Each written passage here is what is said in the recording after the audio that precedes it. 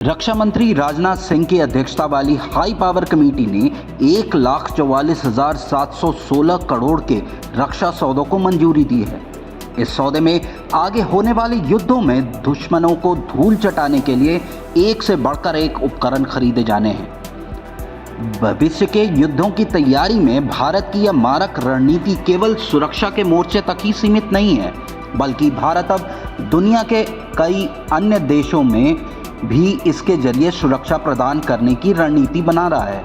भारत पहले भी बड़े बड़े रक्षा सौदे करता रहा है, लेकिन इस बार कुछ ऐसा है जिसने दुनिया को हैरान कर दिया है। इस बार भारत की ओर से होने वाली 1,45,000 करोड़ की रक्षा खरीदारी पर आंख गड़ाई यूरोप और अमेरिका को इस बार करारा धक्का लगा है, क्योंकि भारत इस पूरे रक्षा सौदे में से 99% खरीदारी स्वदेशी कंपनियों से करेगा। यह सैन्य उपकरण भारत की ओर से विकसित की गई आधुनिक तकनीक पर आधारित और भारत में ही निर्मित होंगे। पाकिस्तान से तो कभी युद्ध और कभी घुसपैठिए के कारण अक्सर तनाव की स्थिति बनी रहती है, लेकिन अब पिछले कुछ वर्षों से, खासकर डोकलाम की घटना के बाद, चीन से लेकर सैन्य तनाव की स्थिति पैदा होते ही दुनिया के कई हथियार विक्रेता देश यह मानकर चल रहे थे कि अब तो चीन और भारत में युद्ध होना तय ही है। भारत और चीन दोनों बड़ी शक्ति हैं, इसलिए यह युद्ध भी काफ़ी संहारक होगा। ऐसी स्थिति में भारत को चीन से निपटने के लिए बड़े मारक हथियारों की ज़रूरत होगी, और वह भी ऐसी तकनीक के साथ जो चीन को सीधी टक्कर दे सके।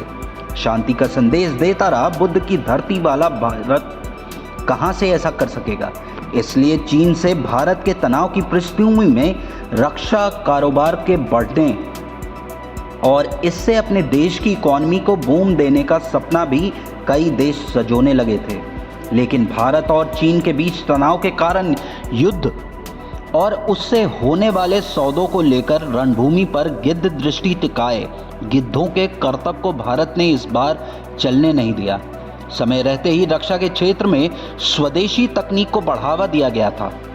इस बार की रक्षा खरीद में सैन्य उपकरण इन्हीं स्वदेशी आपूर्तिकर्ताओं से खरीदे जाएंगे। गौरतलब है कि प्रधानमंत्री नरेंद्र मोदी की कंट्री फर्स्ट वाली नीतियों ने रक्षा वैज्ञानिकों को इस कदर प्रोत्साहित किया कि भारत की प्रयोगशालाओं में एक से बढ़कर एक रक्षा उपकरण बनने लगे। यहाँ तक कि बुद्ध की धरती युद्ध के बाजार के बड़े हिस्से पर कब्जा जमा चुकी है।